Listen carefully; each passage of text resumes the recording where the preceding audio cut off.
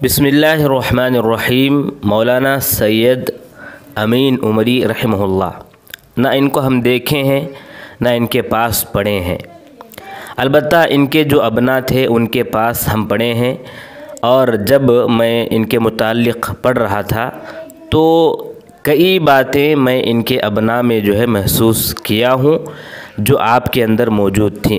ख़ुद मौलाना उमैर साहब उमरी मदनी हफ़िज़हुल्लाह उनके अंदर और मौलाना शब्बीर अहमद उमरी रहमहुल्लाह, इन दोनों के अंदर आपके मुताल्लिक़ जो बातें बताई गई हैं इस किताब में, उस किताब में मौजूद बातें मैंने आपके अबना के अंदर खूब अच्छे अंदाज़ में मैंने देखा है। हाँ, अलबत्ता हमारे वालिद मुहतरम एक वाक़या सुनाते थे बार बार मौलाना अमीन उमरी रहमहुल्लाह का, कि एक मरतबा उनके जो साथी थे, हमारे वालिद साहब के साथी आर नूर मोहम्मद उमरी, वो इम्तिहान हाल में बहुत जल्द जो है लिख देते थे। इम्तिहान लिख कर पर्चा जो है देने के लिए तैयार रहते थे, तो आप अपने मखसूस अंदाज़ में कहते कि अब तो आप फ़ेल हो जाएंगे। मैं जब कहता था पढ़ो और इम्तिहान की तैयारी करो तो इम्तिहान की तैयारी नहीं करते थे। अब जो है बहुत जल्दी लिख लिए, इम्तिहान समझ में नहीं आ रहा होगा, इस तरह जो है कहते। लेकिन जब रिज़ल्ट की बात, तो रिज़ल्ट में वो दूसरे नंबर पर होते, यानी ज़हीन थे, बहुत जल्दी जो है लिख कर तमाम सवालात को हल करके निकल जाते थे। ये जो है वाक़या उनके मुतालिक़ सुनाते हैं। बाकी तमाम चीज़ें मैं जो है इसी किताब से इनके मुतालिक़ हासिल किया हूँ। मौलाना रफ़ी कलूरी उमरी साहब हफ़िज़हुल्लाह लिखते हैं कि बड़े आदमियों की ज़िंदगी में एक अजीब कशिश होती है। लोग किसी को बड़ा तभी मानते हैं जब वो अपनी खूबियों से एक दुनिया को मुतासिर करता है। मौलाना अमीन उमरी बिलाशुबा एक बड़े आदमी थे। उनकी शख्सियत ने अपने आला अखलाक और रोशन खिदमात के ज़रिए एक दुनिया को मुतासिर किया। मौलाना काका सईद उमरी हफ़िज़हुल्लाह लिखते हैं कि जामिया दारुस्सलाम उमराबाद की ये खुशबख्ती है कि इब्तिदाई से उसे ऐसे मुखलिस और फ़र्ज शनास असातिज़ा और कारकुनान की खिदमत हासिल रही जिन्होंने जामिया की तामीर व तरक्की के लिए अपने आप को वक्फ़ कर दिया था। खुसूसन दौर अव्वल के असातिज़ा किराम की वक़ी खिदमात को अल्फाज की शक्ल देना मुश्किल है। ये हज़रात फ़ना फ़िल जामिया थे। ज़िम्मेदारान जामिया को हर दौर में उनकी रोशन खिदमात का दिल से एतराफ़ रहा। हमारे दिलों में उन बुज़ुर्गों की बड़ी इज़्ज़त व अज़मत और क़द्र व मंज़िलत है और हम उनकी मिसाली खिदमात का दिल से एतराफ़ करते हैं और उनकी खिदमात का ख़िराज तहसीन पेश करते हैं। जामिया के साबिक़ उस्ताद और नाज़िम हज़रत मौलाना सैयद अमीन उमरी अलैहिर्रहमह, इनके मुताल्लिक़ भी यही बात है। मौलाना की ज़ात तलबा के लिए बड़ी कीमती थी। आप उन मिसाली असातिज़ा में से थे जो तलबा के लिए जीते और उनकी खिदमत के लिए वक्फ़ रहते थे। मोहब्बत के नूर से जगमगाती मुस्कुराहट हमेशा आपके चेहरे पर सजी रहती। आपकी बातें इखलास व मोहब्बत और अपनाइयत व हमदर्दी से पुर होती। दर्दमंदी और खुश कलामी से तलबा के अखलाक व किरदार को संवारने, उनकी छुपी हुई सलाहियतों को निखारने और उन्हें इस्लाह उम्मत और दावत दीन के लिए उभारने बल्कि उकसाने में आपको ख़ास कमाल हासिल था। मौलाना इल्म व अमल की ऐसी कंदील थे जिसने बेशुमार चरागों को रोशन किया और चराग से चराग जलने का सिलसिला अल्हम्दुलिल्लाह आपके शागिर्दों के ज़रिए तसलसल के साथ जारी है, जो इंशाअल्लाह आपके हक़ में सदक़े जारिया होगा। जिस तरह फूल का तारुफ़ उसकी खुशबू से होता है, उसी तरह इंसान का तारुफ़ उसके बुलंद अखलाक और आला किरदार से होता है। मौलाना की ज़िंदगी इस मामले में बड़ी काबिल रश्क थी। आपकी बहार शख्सियत की खुशबू एक दुनिया को अपनी जानिब खींचती थी। हज़रत मौलाना खल्क़े खुदा से जितनी मोहब्बत और उन्स रखते थे, उससे ज़्यादा उल्फ़त और इज़्ज़त लोगों की जानिब से आपको मिली। जिसकी ज़िंदगी का वरक़ वरक़ नई नस्ल के लिए चराग़ राह और निशान मंजिल है। मुमकिन है इस किताब की बातों में क़ारिईन को कुछ मुबालगा मालूम हो, मगर आपको कैसे बावर कराऊं कि मौलाना की ज़िंदगी वैसी ही थी जैसे इस किताब में बयान की गई। जिन लोगों ने आपको करीब से देखा है और आपकी हयात پڑھی ہے اس صداقت کی گواہی ضرور دیں گے۔ مولانا ظہیر الدین صاحب اثری رحمانی رحمہ اللہ لکھتے ہیں کہ میں مولانا سید امین صاحب کے اخلاق و اطوار، ان کی خوش مزاجی، زندہ دلی، بلند فکری، وسعت نظری اور دین پسندی نے مجھے بہت متاثر کیا اور مجھے ان سے قریب کر دیا۔ مولانا مجلسی آدمی تھے، انتہائی مرنج، نیک دل اور خوش مزاج تھے، ہر ایک سے دل کھول کر ملتے تھے۔ گفتگو میں بڑی شائستگی تھی، طبیعت پر دینی رنگ غالب تھا، ان کی سیاسی فکر بھی خالص دینی ہی ہوتی تھی۔ مزاج شناس تھے، ہر ایک سے اس کے مزاج کے مطابق معاملہ کرتے تھے۔ تحریک اسلامی کے شیدائی اور اس کے رکن تھے، مگر نجی گفتگو اور آپسی تعلقات میں جماعتی فکر کو ٹھونسنے کی کوشش کبھی نہیں کی۔ جامعہ کے مزاج اعتدال کو ہمیشہ گلے لگائے رکھا، اپنی انہی خصوصیات کی وجہ سے مجلس پر چھائے رہتے۔ ان کی طبیعت نفاست پسند تھی، یوں سمجھیے کہ نفاست پسندی ان کی گھٹی میں پڑی ہوئی تھی۔ لباس، پوشاک، وضاقتہ، رہن سہن، بات چیت اور کھانے پینے وغیرہ میں ان کی یہ خوبی نمایاں ہوتی۔ مولانا خاندانی لحاظ سے تصوف سے تعلق رکھتے تھے، طبعی رجحان بھی اس طرف تھا، مگر عملاً یا فکراً اس کا ذکر نہیں کرتے تھے، اور نہ اس سلسلے میں خاص معمولات کے آپ پابند تھے۔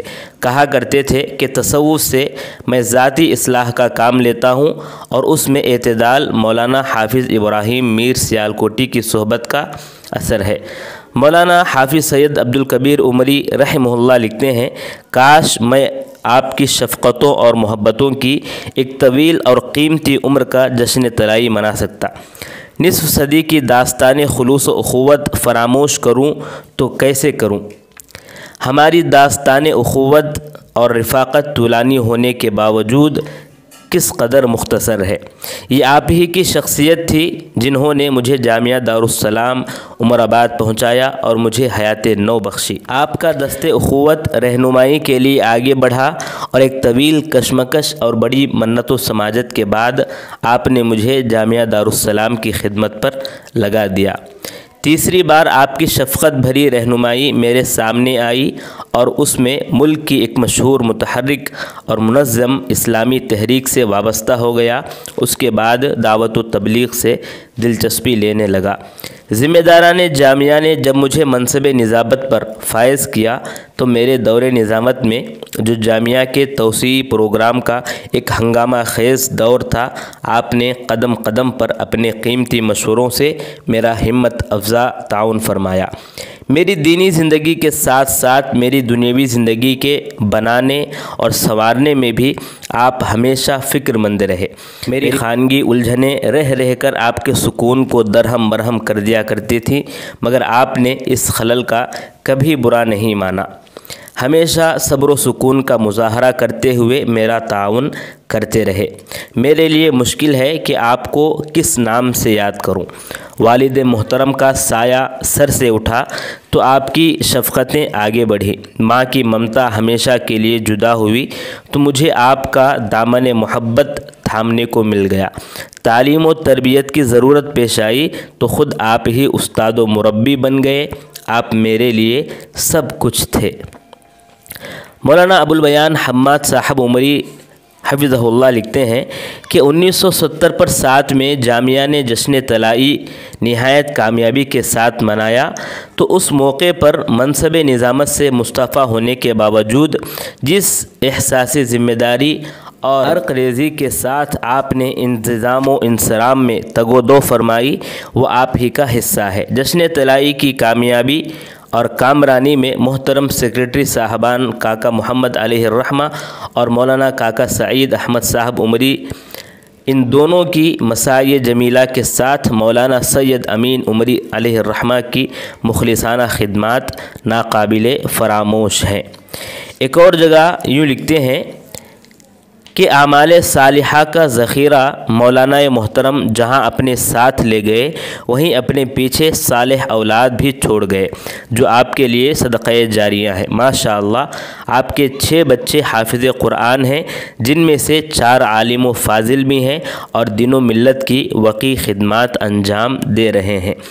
مولانا سید جلال الدین عمری حفظہ اللہ لکھتے ہیں کہ بعض لوگ وہ ہوتے ہیں جن کے مرنے سے دنیا خسکم جہاں پاک کہتی ہے، بیشتر وہ ہوتے ہیں جن پر 2-4 آنسو بہا کر انہیں بھول جاتی ہے۔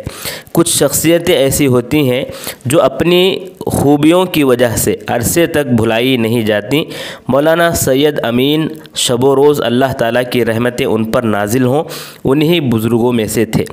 مولانا کی شخصیت بڑی پرکشش تھی، درمیانی قد، بھرا ہوا جسم جو شاید جوانی کے دور میں ورزش اور کثرت کا عادی رہا ہو، حسین و جمیل اور گول چہرہ، بھری ہوئی داڑھی جو سنت کے مطابق طویل ہونے کے باوجود ترشی رہتی تھی، بالعموم اونچے باڑ کی ٹوپی جو کلاه معلوم ہوتی تھی، صاف ستھرا لباس جس میں گندگی اور داغ دھبے کبھی نظر نہ آتے تھے، متین اور باوقار چال جو مولانا کی شخصیت کی بھرپور ترجمانی کرتی تھی، کبھی کبھی ہاتھ میں چھڑی جو وقار میں اضافہ کرتی تھی۔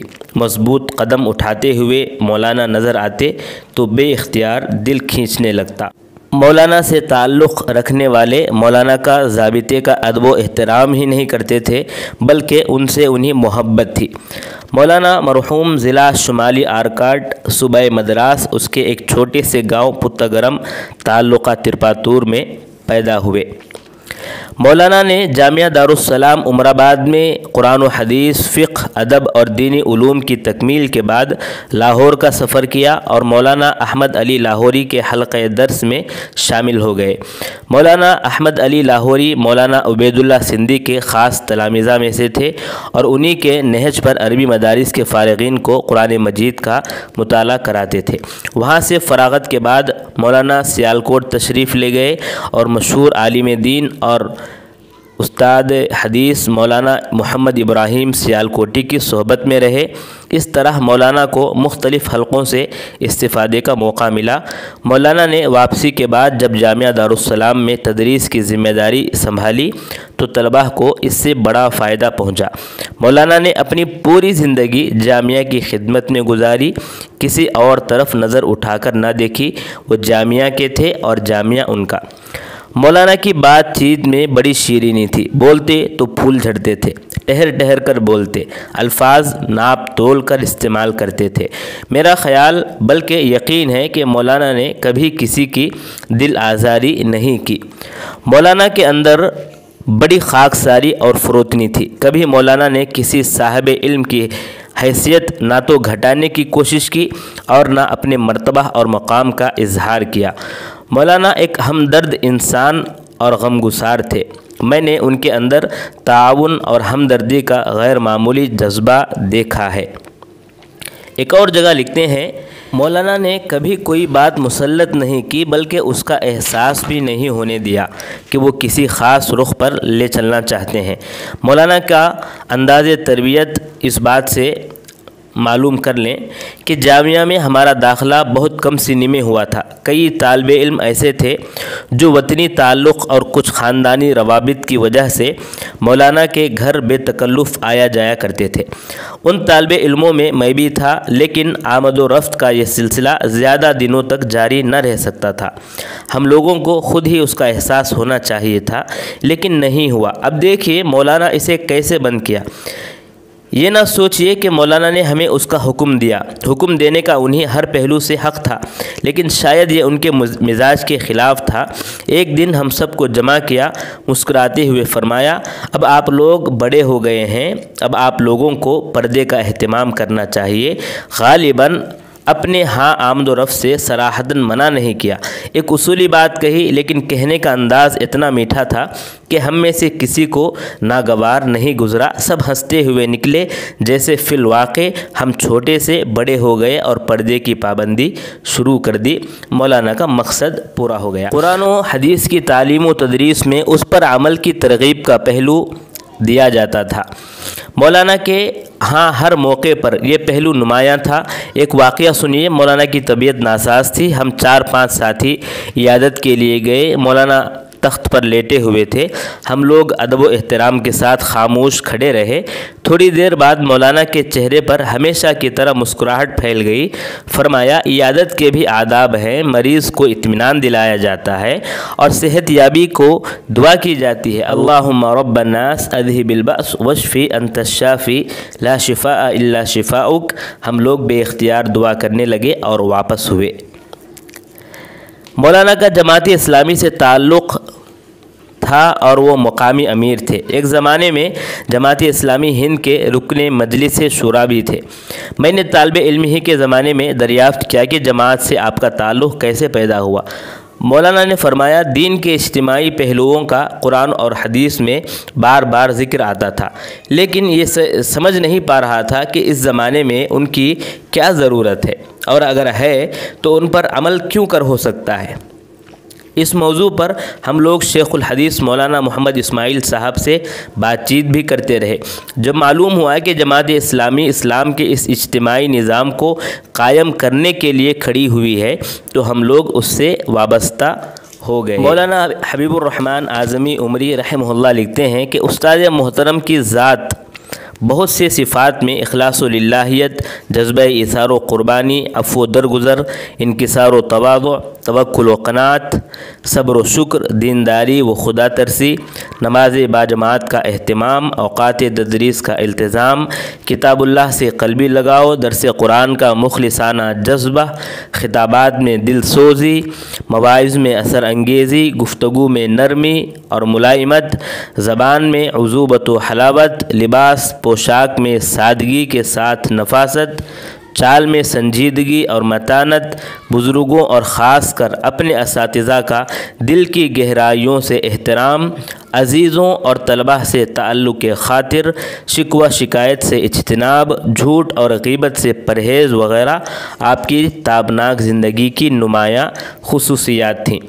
جامعہ میں طلبہ کی جانب سے جب کوئی بھی مشاعرہ منعقد ہوتا، طلبہ کی خواہش پر آپ اس میں ضرور شرکت فرماتے اور اپنے بہترین کلام سے محفل مشاعرہ کی رونق کو دوبالا کر دیتے۔ مولانا ابو الفیض عبد الرحیم فیضی لکھتے ہیں کہ مولانا ایک درد مند استاد، بے مثال منتظم، صاحب تقوی، بزرگ، پیکر علم و عرفاں، مجسم مکارم اخلاق اور بہترین نمونۂ سلف تھے۔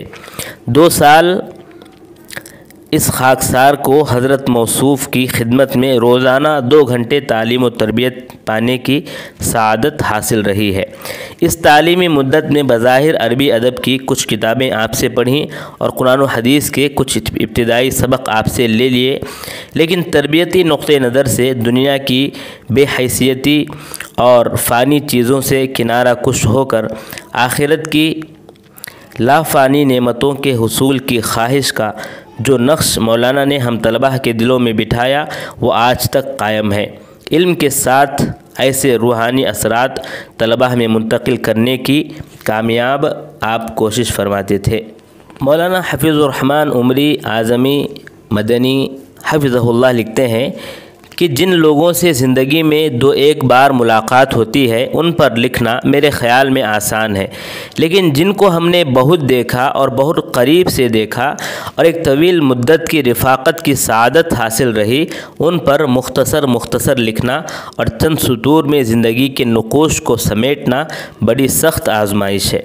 متضاد طبائع کے لوگوں کے ساتھ بھی مخلصانہ تعلقات جیسے آپ نے نبھائے اور برقرار رکھے، مجھے ایک دنیا دیکھنے کے بعد بھی اس کی مثال کہیں نظر نہیں آئی۔ روزانہ کے ملاقاتیوں میں اہل علم، اہل ثروت، اہل منصب، بے علم، بے ادب، کم فہم، کج فہم، طالب علم، طالب زر، طالب دعا، نیک نام، بدنام، گمنام، شہری، دیہاتی، فقیر، مزدور، ہر طبقے کے لوگ تھے، ہر ایک سے آپ آشنا تھے، مگر جدا جدا رسم و راہ تھی۔ زندگی گزارنے کا یہ سلیقہ کم لوگوں کو آتا ہے۔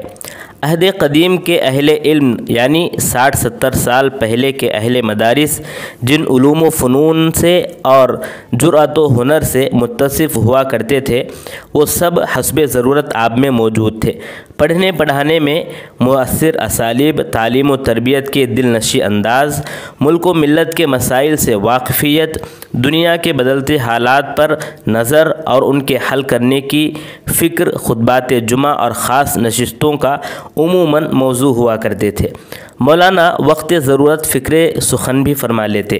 اسرائیلی جارحیت کے خلاف آپ کے دل سے نکلنے والی درد مندانہ آواز 1960/8 60/9 کے جامعہ کے مشاعرے میں حاصل مشاعرہ قرار دی گئی۔ علمی تحقیقی مضامین اور کتابچے بھی تحریر فرمائے۔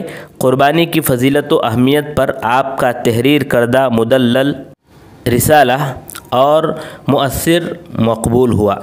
اس طرح آپ ایک شاعر، ادیب، طبیب سب کچھ تھے۔ منبر و محراب کی امامت و خطابت کے ساتھ مرد میدان بھی تھے۔ پہلوانی کے کرتب اور اصول سے عملی واقفیت رکھتے تھے اور کبھی اس کی تعلیم بھی آپ نے اپنے طلبہ کو دی کہ ناگہانی حالات میں مقابلہ ناگزیر ہو جائے تو دفاع کیسے کیا جائے۔ عقیدت مند کھانے پینے کے کچھ تحائف بھی بھیج دیتے۔ آپ کثیر العیال تھے اور قلیل المال تھے، مگر ہدایہ میں احباب کا حصہ نکالنا نہ بھولتے۔ جواز میں فرماتے بزرگوں کا قول ہے الہدایہ مشترکہ، تحفے تو مل بانٹ کر کھانے کے لیے ہوتے ہیں۔ دل دریا تھا، ایسے لوگوں کے ہاتھ میں دولت آتی تو ان کے ہتھیلیوں میں اتنے سوراخ رہتے ہیں کہ وہ اسے بالکل روک نہیں پاتے۔ کسی دور میں آپ کا نام نامی سید شاہاں تھا۔ جامعہ نام بدلنے میں تو کامیاب ہوا مگر شاہی مزاج کو نہ بدل سکا۔ آپ طبیب تھے، اہل ثروت، ضرورت مندوں کی طلب پر آپ کے مطب میں قیمتی دوائیں بنتی تو 2-4 حصے غریب مریضوں کے گھروں کو بھیج دیتے اور خوش ہو جاتے۔ فرماتے یہ دواؤں کی زکوٰۃ ہے۔ یونیورسٹی کے قانون کے تحت 1970 میں شیخ الحدیث مولانا حافظ عبدالواجد صاحب عمری رحمانی رحمہ اللہ نے عہد نظامت مولانا سید امین عمری رحمہ اللہ کے حوالے فرمایا تو دفتر کے تمام کام اور کاغذات کے ساتھ ایک خاکی رنگ کے کپڑے کی مضبوط تھیلی تھماتے ہوئے فرمایا 20-21 سال کے دور نظامت میں نظم و نسق کے تحفظ کی خاطر مجبور ہو کر طلبہ سے جرمانے کے بطور اصول کی ہوئی رقم ہے جو 200 روپیوں کے قریب تک پہنچتی ہے۔ اصول کرتے وقت خود اس کے جواز پر شرح صدر نہیں تھا۔ مجھے اس کا کوئی مصرف بہت سوچ بچار کے بعد بھی سمجھ نہیں آیا۔ طویل مدت کی یہ رقم جو کہ تو محفوظ ہے، اب آپ کی سمجھ میں جو آئے کیجیے۔ مولانا سید امین صاحب کی نظر ہمیشہ غریب، یتیم، نادار اور مستحق طلبہ پر رہتی تھی اور آپ ایسوں سے ذاتی طور پر بھی واقف تھے۔ آپ نے انہی طلبہ میں اس رقم کا مصرف تلاش فرما لیا جن بیماروں کے پاس دوا، علاج اور پرہیزی غذا کے لیے پیسے نہ ہوتے، جن کے کپڑے قابل رحم حالت میں ہوتے، جو کاغذ قلم خریدنے کی حیثیت نہیں رکھتے، ان کے درمیان بقدر کفاف یہ رقم تقسیم ہو جاتی۔ آپ کے دور نظامت میں ایسے بھی واقعات پیش آئے۔ کسی غریب کا چشمہ ٹوٹ گیا، وہ لکھنے پڑھنے سے محروم ہو رہا تھا، اس سے آپ نے فرمایا انتظار کرو، کوئی بڑی مچھلی یا موٹی مرغی کسی جرم میں پھنسے تو اس سے حاصل کیا جانے والا جرمانہ تمہارے کام آئے۔ ایسا کوئی حادثہ پیش آتا تو غلطی کے مرتکب سے فرماتے فوراً 10 روپے اس غریب کے چشمے کے لیے دے دو۔ جرمانہ دینے والا رقم کم کرنے کی درخواست کرتا اور نہ اسے کوئی ذہنی کوفت ہوتی، جرمانے کی رقم کو کار خیر میں تعاون سمجھ کر بخوشی دے دیتا۔ دوسری جماعت میں شرح میت و عامل مولانا سید امین صاحب سے پڑھی۔ بڑے استاد تھے مگر چھوٹے بچوں کو بھی پڑھاتے تھے۔ اختتام سال کتاب ختم ہوئی۔ رواج کے مطابق ساتھیوں نے چائے شیرینی کا اہتمام کرنا چاہا اور فی کس 12 پیسے جمع کیے۔ میں خالی ہاتھ تھا، اسباق سے رخصت لے لیا۔ مولانا کے آگے ٹی پارٹی کی بات چلی۔ مولانا نے میری غیر حاضری محسوس کی اور اپنی فراست ایمانی سے میری بے سر و سامانی کو تاڑ لیا۔ طلبہ سے کہہ دیا کہ یہ پارٹی کل ہوگی۔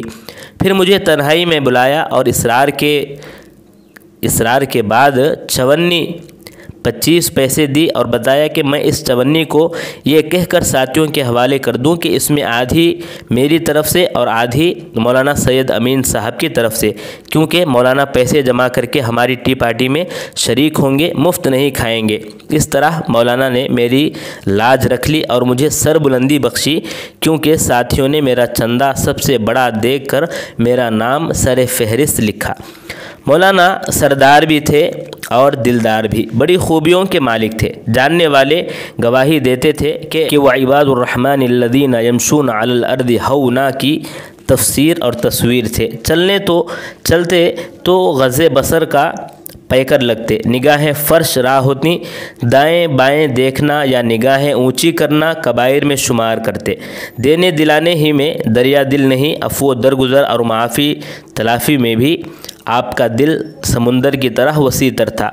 मैं बरसों आपका अदना शागिर्द था, फिर बरसों साथ काम करने का फ़ख्र हासिल हुआ और आखिर में आपकी निज़ामत में नियाबत की सआदत भी नसीब हुई।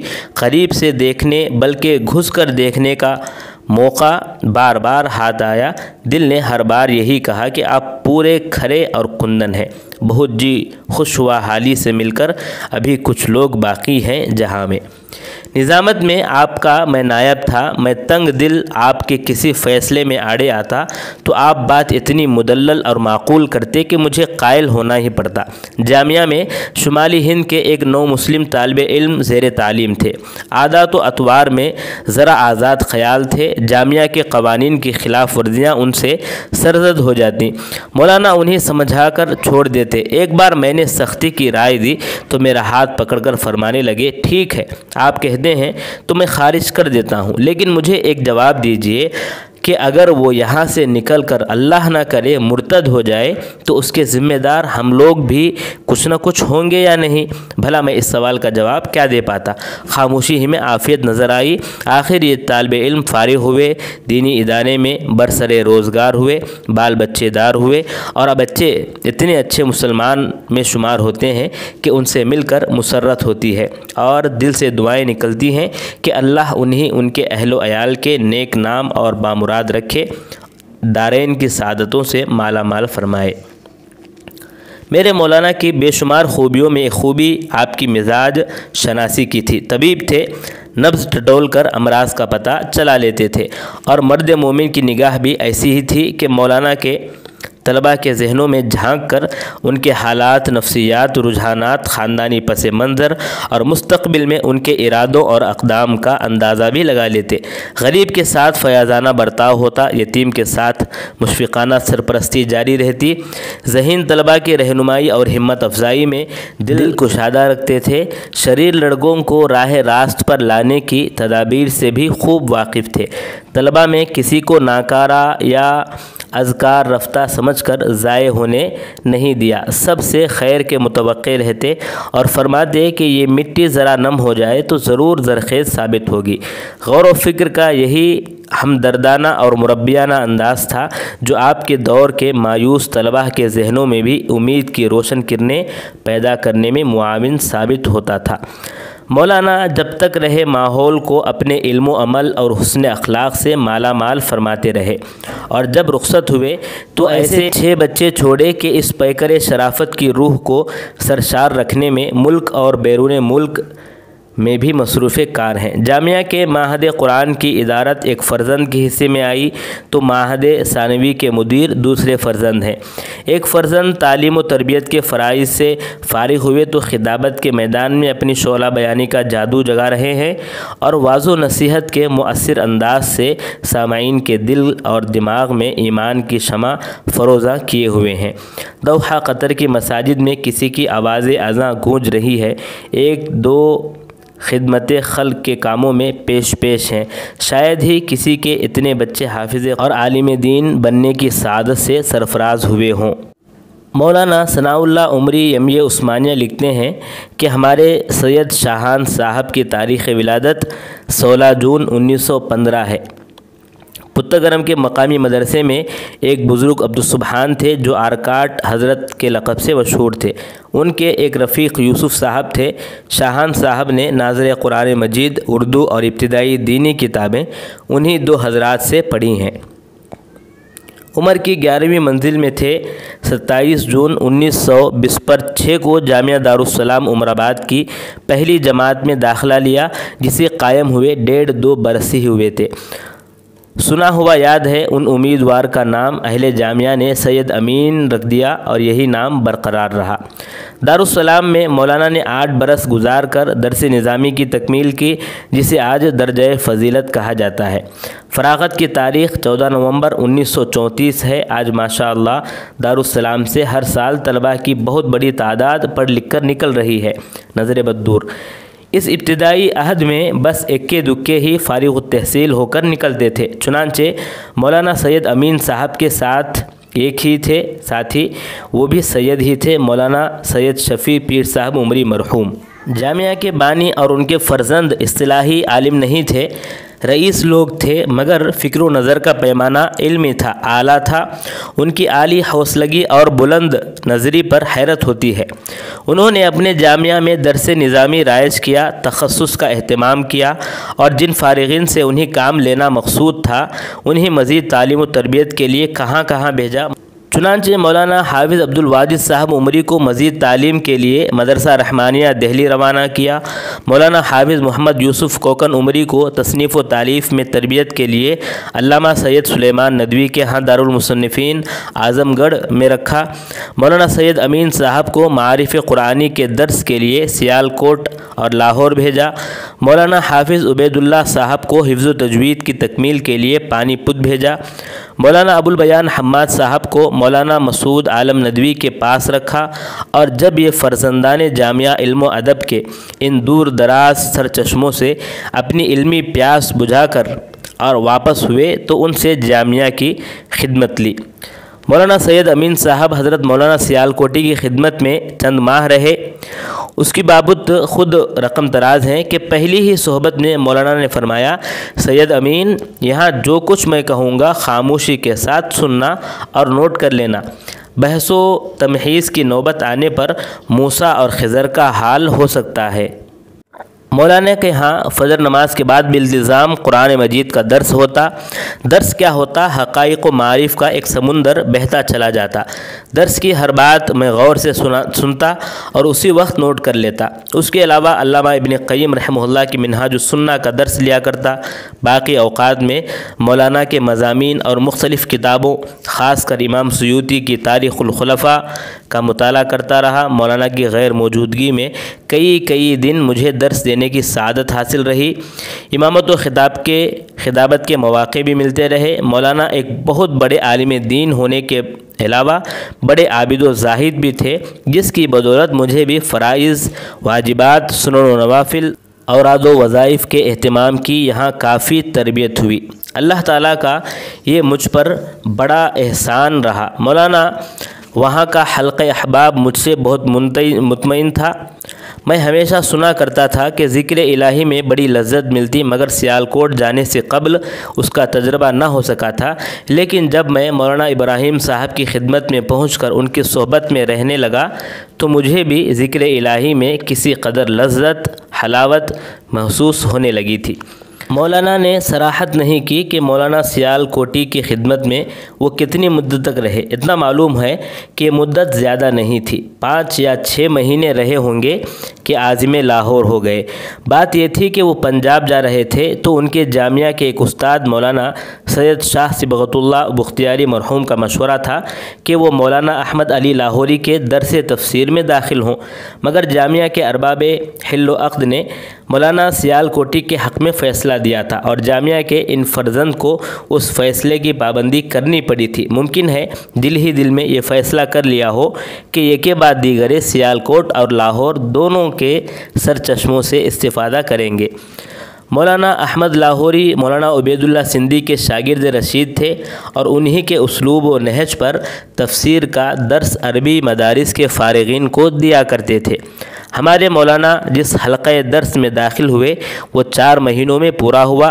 اس میں 60 فارغین تھے جو غیر منقسم ہندوستان کے مختلف مقامات سے آئے تھے۔ یہاں بھی تفسیر نوٹ لینے کا طریقہ تھا۔ مولانا نے بڑی جانفشانی سے کام لیا اور درجے اول میں کامیابی حاصل کی۔ مولانا کی تصریح کے مطابق سیالکوٹ اور لاہور میں ان کے قیام کی مجموعی مدت 1 سال تھی۔ اس دوران مولانا میر سیالکوٹی اور مولانا احمد لاہوری سے کسب فیض کیا۔ علاوہ ازیں لاہور جیسے علمی اور ادبی شہر میں انہوں نے کیا کیا، کیا دیکھا، خود وہ فرماتے ہیں کہ لاہور کے زمانے قیام میں بڑے بڑے جلسے دیکھنے میں آئے، بڑے بڑے واعظوں، خطیبوں، لیڈروں اور صوفیوں سے ملاقاتیں ہوئیں اور بہت کچھ ان سے اچھی باتیں سننے میں آئیں۔ یہ میری خوش قسمتی تھی کہ قیام لاہور میں علامہ اقبال سے ملاقات کا شرف حاصل ہوا۔ ہم 5-6 افراد علامہ کے گھر پہنچے۔ سخت بیمار ہونے کے باوجود علامہ نے حاضری کی اجازت دی۔ تقریباً پون گھنٹہ مولانا روم کے اشعار پڑھتے ہوئے علامہ نے بہت سی باتیں ہم سے کہیں۔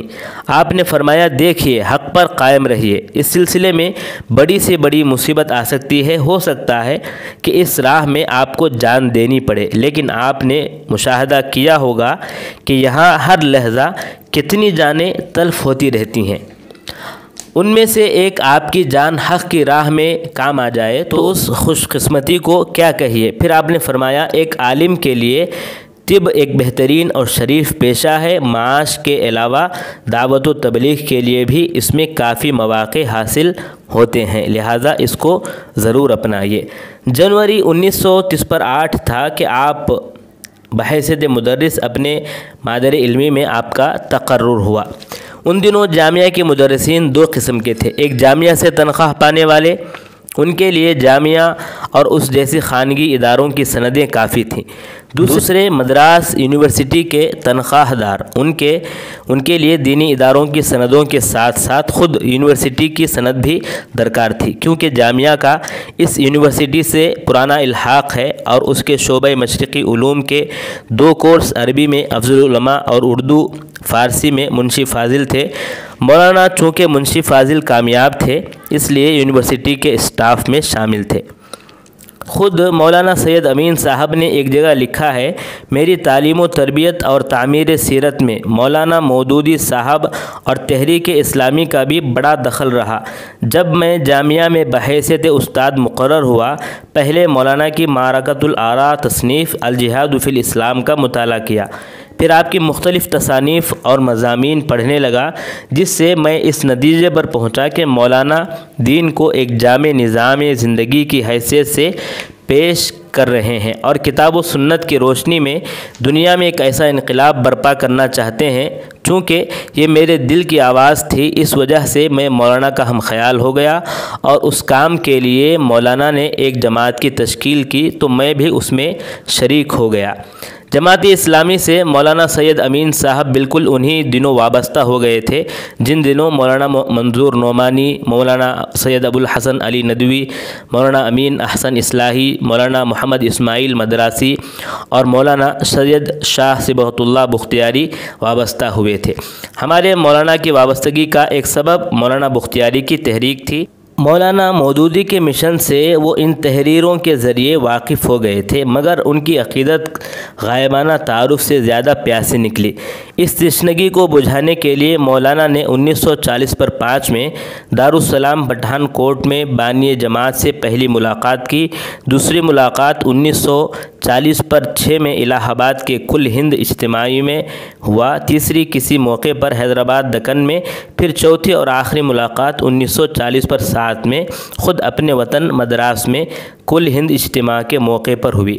رہی مولانا کی جامعہ سے وابستگی، ناظم اول مولانا محمد فضل اللہ مدراسی مرحوم کے عہد سے شروع ہوئی اور مولانا غضنفر حسین شاکر نایتی کے عہد سے گزرتی ہوئی مولانا حافظ عبد الواجد عمری رحمانی کی نظامت کے بعد خود ان کی اپنی نظامت پر پہنچی۔ بالفاظ دیگر 1930 پر 8 سے لے کر 30 پر 3 برس جامعہ کی خدمت کرنے کے بعد 1970 پر 1 میں جامعہ کے ناظم ہوئے اور پورے 5 برس تک اس عہد پر فائز رہے۔ اس زمانے میں مولانا حافظ الرحمن اعظمی نائب ناظم رہے، جو مولانا کے شاگرد رشید ہیں۔ میں نے مولانا کا عہد نظامت نہیں دیکھا، اس لیے اس کے بارے میں ان کے نائب کے یہ الفاظ مستعار لیتا ہوں۔ انتظامی امور میں خدا داد صلاحیت تھی، ہر چھوٹے بڑے سے کچھ اس انداز سے کام لیتے اور کام کرنے کے مشورے دیتے کہ کام کرنے والا نہ تو اکتاہٹ محسوس کرتا اور نہ ہی اپنی ذمہ داری میں کوتاہی برتتا۔ اساتذہ اور طلباء کے بڑے بڑے مسائل آسانی سے حل کر دیتے۔ مولانا کی شخصیت اتنی اثر انگیز تھی کہ کبھی کسی نے آپ کی کہی ہوئی بات کو نہیں ٹالا۔ عمر آباد سے قریب آمبور میں ایک نامور عالم اور طبیب مولانا فضل الرحمن سواتی مرحوم مطب کرتے تھے۔ آپ ان کی خدمت میں حاضری دیتے اور طب پڑھتے تھے۔ 1950 کی بات ہے۔ پھر وہ وقت بھی آیا کہ جب آپ نے گھر پر مطب رکھا۔ شافی مطلق نے دست شفا عطا فرمایا تھا۔ خلق خدا کو بڑا فائدہ پہنچا، جس میں دوا سے زیادہ دینے والے کی درد مندی اور خندہ پیشانی کا اثر رہتا تھا۔ مگر خدا کی شان، خود طبیب کو مختلف عوارض نے آ گھیرا۔ ذیابیطس، اختلاف قلب، اختلاج قلب اور اخیر میں گیس کے شدید حملے نے پوری طرح متاثر کیا۔ نظامت سے سبکدوشی کے بعد بھی 3-4 برس تک تدریسی خدمات جاری رہیں، مگر صحت چونکہ خراب ہو چکی تھی، اس لیے 40 پر 2 برس کی خدمت کے بعد 1980 میں جامعہ سے مستعفی ہو گئے۔ مولانا مسلکاً حنفی تھے۔ فقہی مسائل میں بین مسلک تھا۔ انتہائی پسند جانتے ہی نہیں تھے۔ حدیث پڑھاتے تھے مگر اس کے فقہی توجیہ نہیں کرتے تھے کہ چنا ہے کہ چنی ہے، مطلب جوں کا توں بیان کر دیتے۔ خود وہ فرماتے ہیں کہ مولانا محمد صاحب پنجابی سے میں نے عبادت کا ذوق، مولانا اسماعیل صاحب پیارم پٹی سے تلاوت کی لذت، مولانا نعمان صاحب اعظمی سے اتباع سنت کا شوق اور حدیث سے محبت، مولانا شاکر صاحب شیخ الادب سے بڑوں کا ادب احترام، مولانا عبید الرحمن عاقل شیخ التفسیر سے معقولات کے ساتھ دلچسپی، اور مولانا صبغت اللہ صاحب سے بزرگوں کی عقیدت مندی اور احترام سیکھا۔ ایک اور جگہ لکھتے ہیں کہ مولانا مودودی کے شیفتہ تھے۔ فرماتے درد دل اقبال سے لو، قوت تعبیر آزاد سے سیکھو، فہم شریعت مودودی کے ہاں تلاش کرو۔ عابد رضا بیدار کی رائے مولانا مودودی کے متعلق پڑھی اور پسند فرمائی۔ مولانا مودودی کے دفاع میں فرماتے جس شخص نے 20 کتابیں لکھیں اور حقوق طبع و ترجمہ اپنے نام محفوظ نہیں کرائے، اس سے پوچھا جاتا ہے کہ تم نے سند فراغت کہاں سے حاصل کی؟ اسے الزام دیا جاتا ہے کہ وہ تاجر پہلے اور مصنف بعد میں، اور فرماتے ہیں کہ میں نے ایک بار ذرا تلخ سوال کر دیا۔ یہ مسلم ہے کہ مولانا مودودی قیام پاکستان کے مخالف تھے۔ جب پاکستان بن گیا تو کیوں سرحد پار چلے گئے؟ سوال خاص اشتعال انگیز تھا۔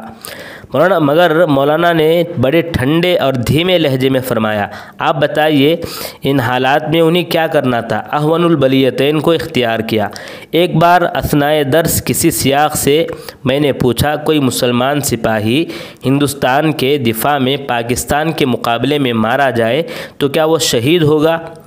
مولانا نے کہا اس بات میں کہ من قتل دون مالہ فہو شہید۔ طلبہ نمازوں میں خاص کر فجر کی نماز میں کوتاہی کرتے تھے تو آپ بڑی نرمی سے نصیحت کرتے اور فرماتے، یہ دیکھو کپو سوامی اڈلی سامبار کے لیے صبح سویرے جاگ اٹھتا ہے، ایک تم ہو کہ نماز سے غافل پڑے سوتے رہتے ہو۔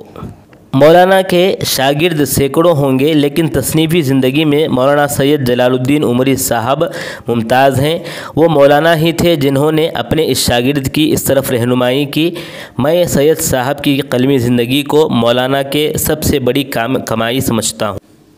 مولانا ڈاکٹر محمد سلیمان عمری لکھتے ہیں کہ اللہ غریق رحمت کرے کاکا محمد اسماعیل علیہ الرحمہ کو۔ انہوں نے بھٹہ کی مسجد میں ایک کنواں کھدوایا تھا۔ اخلاص نیت کے ساتھ انجام دی گئی یہ نیکی برگ و بار لائی اور احسان شناسی کے مزاج نے اہل بھٹہ کے خانوادہ کاکا عمر سے مانوس کر دیا۔ پھر حصول علم کے لیے بھٹہ سے طلبہ کے عمر آباد آنے کا مبارک سلسلہ شروع ہو گیا، اور دیکھتے ہی دیکھتے اس مردم خیز زمین کے ایسے لال و گوہر یہاں سے سور کر نکلے جنہوں نے ایک دنیا کو فیض پہنچایا، اور آج تک یہ سلسلہ جاری ہے۔ یہ سلسلہ اس سلسلۃ الذہب کی ایک اہم کڑی میرے استاد محترم مولانا سید امین علیہ الرحمہ ہیں، جنہیں بلا مبالغہ پتہ گرم کا در نایاب کہا جا سکتا ہے۔ مادر علمی سے بحیثیت استاد جڑنے کے 1.5 سال کے اندر آپ کی شادی خانہ آبادی ہوئی۔ اللہ نے 7 نرینہ اولاد عطا کی تو آپ نے انہیں دینی تعلیم سے آراستہ کر کے دین سے جوڑ دیا۔ الحمدللہ ان میں سے 6 حافظ قرآن اور 5 عالم دین ہیں۔ مولانا کا ایک بڑا دوسرا کارنامہ یہ تھا کہ آپ نے اپنے طالب علمانہ زندگی ہی میں کوشش کر کے اپنے کئی بھائیوں کو عمر آباد میں داخل کرایا اور انہیں لکھا پڑھا کر عالم و فاضل بنایا۔ خصوصاً میرے استاد حافظ مولانا سید عبدالکبیر صاحب عمری، ان کی تعلیم و تربیت آپ ہی کی توجہ اور جانفشانی کی مرہون منت ہے۔ ایک مرتبہ مولانا عبدالکبیر صاحب نے خود مجھ سے اپنے تعلیمی سفر کے سلسلے میں فرمایا کہ مجھے اسکول کی تعلیم راس نہیں آئی اور میں نے ترک تعلیم کا ارادہ کر لیا۔ بھائی صاحب مولانا سید امین عمری نے اپنی تعطیلات میں مجھے ابتدائی اور پہلی جماعت کا نصاب پڑھایا، عمر آباد لے آئے اور جماعت دوم میں داخلہ کرایا۔ تعلیمی سفر کے درمیان بلکہ اب تک بھائی صاحب میرے لیے سب کچھ تھے۔ یہ بولتے ہوئے مولانا آپ دیدہ ہو گئے۔ اس لفظ سب کچھ میں کتنی گہرائی اور گہرائی ہے اسے مولانا کی نمناک آنکھوں سے مجھ پر واضح ہوا۔ مولانا نے یہ تفصیلات اس وقت بتائی تھی جب مولانا سید امین صاحب باحیات تھے۔ مولانا کی سرپرستی اور رہنمائی اپنے بھائیوں اور گھر والوں کی حد تک بلکہ آپ کا یہ فیض عام ہر خاص و عام کے لیے تھا۔ آپ کے جو بھی شاگرد ہوتے ان کے عملاً سرپرست آپ ہوتے۔ جن طلبہ سے آپ کو امید بنتی کہ یہ کچھ بن سکتے ہیں اور دین و ملت کے لیے آئندہ چل کر مفید ہو سکتے ہیں تو آپ ان کے پیچھے پڑ جاتے اور چراغ راہ بن کر انہیں منزل مقصود تک پہنچا کر ہی دم لیتے۔ میں اپنے محدود مطالعے اور مشاہدے کی بنیاد پر کم سے کم آپ کے 3 لائق شاگردوں کے سلسلے میں پورے وثوق کے ساتھ کہہ سکتا ہوں کہ انہیں مقام بلند تک پہنچانے میں مولانا کا اہم کردار رہا ہے۔ میری نظر میں پہلی شخصیت مولانا سید جلال الدین عمری کی ہے۔ نمبر 2 مولانا سید حسین پاشا ثقاف عمری ہے۔ نمبر 3 دکتور ضیاء الرحمن اعظمی عمری۔ جامعہ کا پیغام روز اول سے اتحاد و اعتدال رہا ہے۔ جامعہ اپنے اساتذہ اور فارغین کے ذریعے اتحاد و اعتدال کی فضا پوری امت میں عام کرنا چاہتا ہے۔ مولانا اس دعوت کے امین و نگہبان تھے بلکہ اس کی جیتی جاگتی تصویر تھے۔ آپ مسلکاً حنفی تھے اور خاندان سادات سے آپ کا تعلق تھا۔ اس کے باوجود نہ آپ کو حنفیت پر فخر تھا اور نہ اہل سادات سے ہونے کی وجہ سے اپنے آپ کو کبھی بلند تر سمجھتے تھے۔ زندگی بھر جامعہ کے معتدل مزاج پر قائم رہے، اسی کو پسند فرماتے رہے، اسی کی دعوت دیتے رہے اور اپنے طلبہ کے اندر اسی مزاج کو پیدا کرنے اور پروان چڑھانے کی کوشش کرتے رہے۔ مولانا حافظ عبید الرحمن اعظمی عمری رحمہ اللہ لکھتے ہیں کہ مولانا کا سراپا بڑا پرکشش تھا، بڑی نظافت پسند طبیعت پائی تھی، خود بھی ہر لحاظ سے صاف ستھرے رہتے تھے اور دوسروں کو بھی صاف ستھرا دیکھنا چاہتے تھے۔ جو طلبہ اس معاملے میں سست پائے جاتے آپ ان کو متنبہ کرتے۔ درس و تدریس میں بھی آپ کا انداز دل کشا ہوتا تھا اور خارج درس بھی ہمیشہ گفتگو میں شائستہ زبان کا لحاظ رکھتے تھے اور اس کی تاکید طلبہ کو بھی کیا کرتے تھے۔ مولانا پہلی صف کا نہایت اہتمام کرتے تھے۔ موسم جیسا بھی ہو، صحت بگڑی ہی کیوں نہ ہو، اذان کے ساتھ مسجد تشریف لاتے، نہایت توجہ اور انہماک سے سنتوں میں مصروف ہو جاتے۔ خشوع و خضوع کے منافی کوئی حرکت نہ آپ سے کبھی سرزد ہوتی اور نہ کوئی کرتا تو برداشت کرتے، بلکہ اس قسم کی حرکت پر طلبہ کو ضرور متنبہ کرتے اور انہیں یکسوئی کے ساتھ نماز پڑھنے کی تلقین کیا کرتے تھے۔ لکھتے ہیں کہ عمر آباد کے قومی و ملی مسائل کو سلجھانے کے لیے آپ یاد کیے جاتے تھے۔ ان تمام مسائل کے حل کے لیے آپ ہی کی ذات گرامی کی طرف لوگ رجوع ہوتے تھے۔ آپ اچھوں کا جن بڑی آسانی سے بوتل میں اتار لیتے تھے۔ بعض اوقات صرف ایک بھرپور نگاہ کرم ظالم پر ڈالتے اور وہ موم ہو جاتا، اور بعض مرتبہ آپ کے بعض پرجلال بول کے مسئلے مسئلے کے حل کے لیے کافی ہو جاتے۔ اور لکھتے ہیں کہ مولانا خوشبو اور عطریات کے بڑے دل دادا تھے۔ ہر وقت عطر کی شیشی آپ کے جیب میں ہوتی تھی۔ حمام وغیرہ سے فارغ ہو کر نکلتے، وضو فرماتے اور فوراً عطر استعمال کرتے تھے۔ ہمیشہ باوضو رہتے اور درس بھی باوضو ہو کر پڑھاتے تھے۔ مولانا حافظ عبد الواجد عمری صاحب رحمہ اللہ لکھتے ہیں کہ جس دن آپ کا انتقال ہوا تو اس کے دوسرے دن جامعہ ہال میں ایک تعزیتی اجلاس منعقد ہوا۔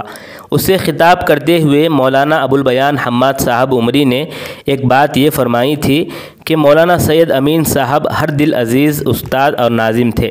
اسٹاف کا ہر فرد یہ سمجھتا تھا کہ مولانا مجھے سب سے زیادہ چاہتے ہیں، حالانکہ چاہت کے معاملے میں مختلف افراد سے مختلف وجوہات کی بنا پر یقیناً کمی بیشی ہوتی ہے، لیکن آپ کے محبت آمیز سلوک نے ہر ایک کو آپ کا گرویدہ اور مداح بنا دیا تھا۔ دراصل آپ کا طرز عمل مشکات نبوت کا آئینہ دار تھا۔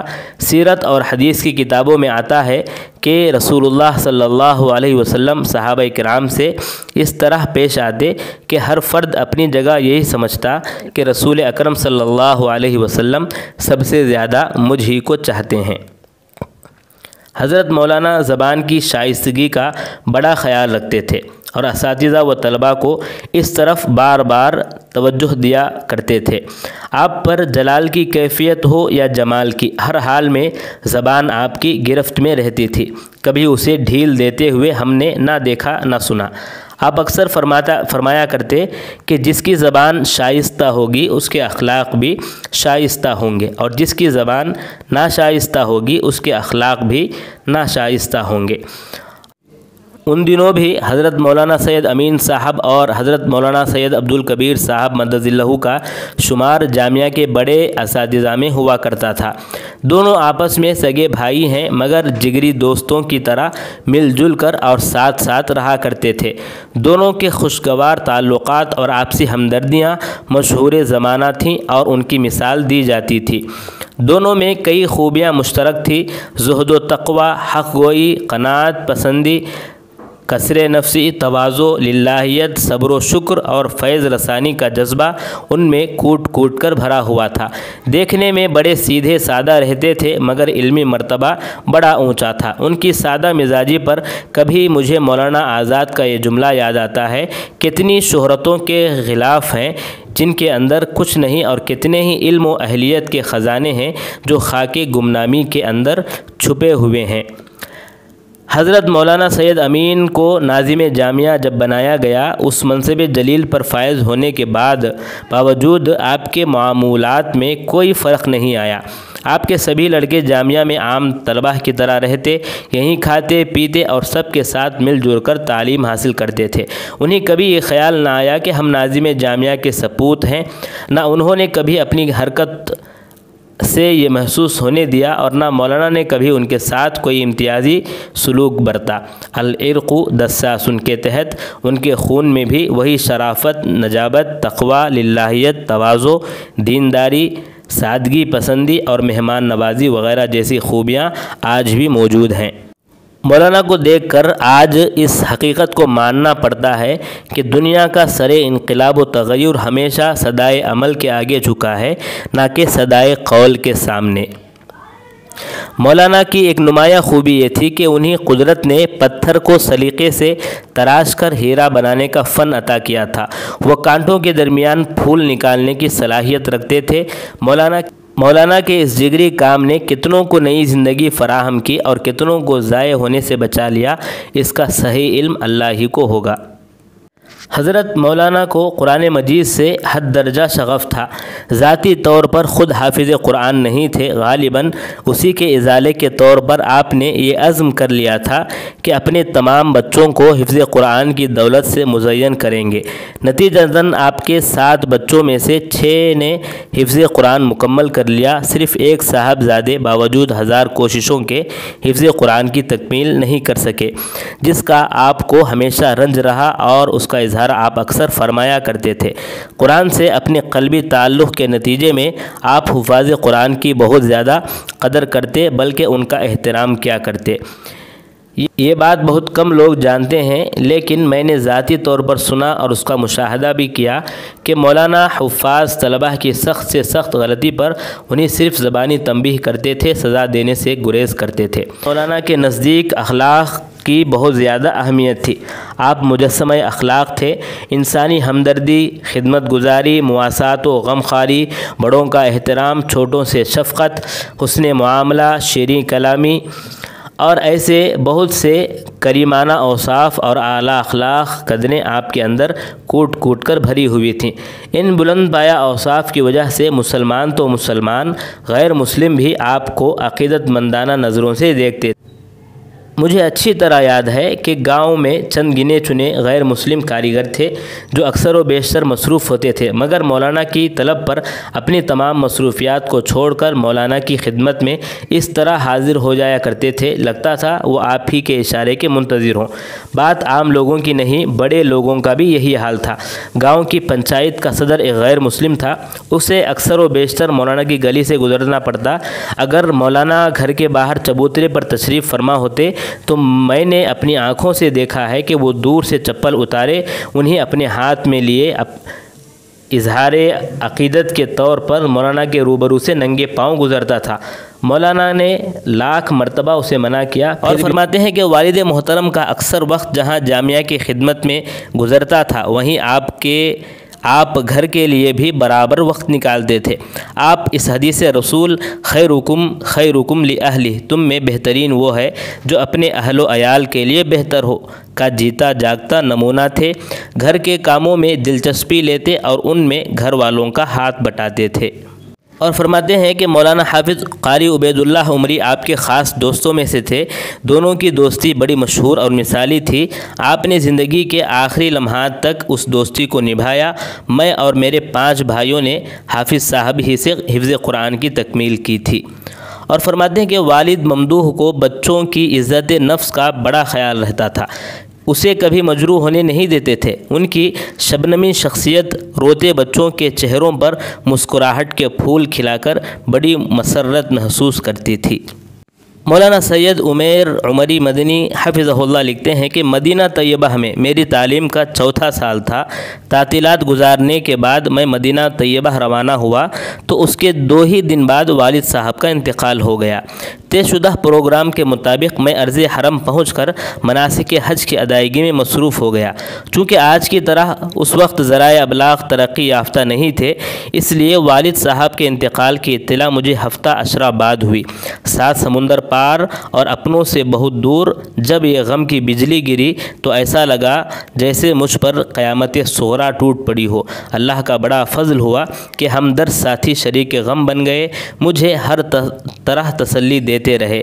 سبھوں نے مل کر نماز جنازہ غائبانہ پڑھی اور والد مرحوم کی مغفرت اور رفع درجات کے لیے دعائیں کی۔ آج سوچتا ہوں تو لگتا ہے کہ جامعہ اسلامیہ میں حصول علم کے سلسلے کی والد صاحب سے وقتی جدائی دراصل ایک تمہید تھی اس دائمی جدائی کی۔ خدا کا نظام خدا ہی بہتر جانے۔ اور وہ اپنے نام کا ایک خط لکھتے ہیں کہ عزیز حافظ سید عمیر احمد سلمہ، السلام علیکم ورحمۃ اللہ وبرکاتہ۔ مزاج عزیز، آپ کا محبت نامہ ملا جس میں آپ نے کچھ پریشانی کا اظہار کیا۔ اب جب کہ ایک مقصد کے پیش نظر وہاں پہنچ چکے ہیں تو حتی المقدور اس کی تحصیل کے لیے کوشش کیجیے اور نتیجہ اللہ تعالیٰ کے حوالے کیجیے۔ گھبرانے کی کوئی ضرورت نہیں، جو بھی نتیجہ نکلے گا اس پر مطمئن ہو جانا چاہیے کہ یہی تقدیر ہے۔ اپنی طبیعت کا حال آپ نے لکھا نہیں، حالانکہ ذکر کرنے کے قابل چیز تو یہی تھی۔ امید کہ خیریت ہوگی۔ ریل گاڑی سے آنے کی صورت میں پوری طرح اطمینان کر لینا چاہیے، چونکہ یہ راہ آج کل اطمینان بخش نہیں رہی ہے۔ کئی گاڑیاں منسوخ ہو گئی ہیں اور آپ کے نکلتے تک معلوم نہیں کیا کیا ہونے والا ہے۔ 2 دن بیشتر مولوی سید غوث صاحب اور مولوی کلیم اللہ صاحب آئے تھے، بات طے پا چکی तफसील रूबरू मालूम होगी। उम्मीद के मौलाना यूसुफ़ साहब और हाफिज़ रफ़ीक़ुल हसन साहब बख़ैर होंगे। हमारा सलाम सुनाएं और दुआ की दरख्वास्त करें। हमारे जान पहचान के अहबाब से मुलाकात हो तो उनकी खिदमत में भी सलाम अर्ज़ करें। अगर रकम वग़ैरह की ज़रूरत पड़े तो अज़ीज़म मौलाना ज़ुहूरी साहब या तालिब इल्म अज़ीज़म सैयद अब्दुर्रहमान के वालिद साहब से ले लें, रुपये वापस कर दिए जाएंगे। आपकी वालिदा, भाई बहन सब बख़ैर हैं, सलाम व दुआ कहते हैं। हाफिज़ साहब ने भी सलाम कहा है। वालिद साहब की एक बड़ी ख़ूबी ये थी, वो उसके बाद यानी इस ख़त के बाद लिखते हैं कि वालिद साहब की एक बड़ी ख़ूबी ये थी कि बच्चों बड़ों सब से इज़्ज़त और एहतराम से गुफ्तगू करते थे। हर एक से लफ्ज़ आप से ख़िताब करते थे। किसी को गैर अखलाक़ी ज़बान या अंदाज़ में ख़िताब या गुफ्तगू करना आप जानते ही नहीं थे। शाइस्ता ज़बान के ख़ुद भी आदी थे और उसी का पाबंद हर एक को देखना चाहते थे।